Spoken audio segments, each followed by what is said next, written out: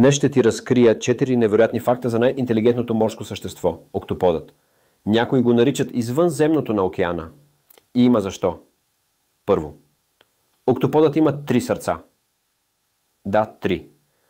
2 от тях изпомпват кръв към хрилете, а третото към останалата част на тялото.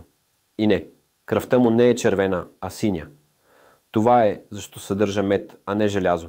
Така се справя по-добре с ниския кислород под водата. Второ, октоподът е майстор на камуфлажа. За по-малко от секунда той може напълно да промени цвета и дори текстурата на кожата си, за да се слее с околната среда.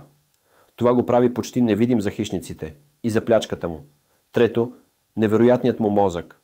Всъщност, октоподът има 9 мозъка, един централен и по един във всяко от 8-те пипала.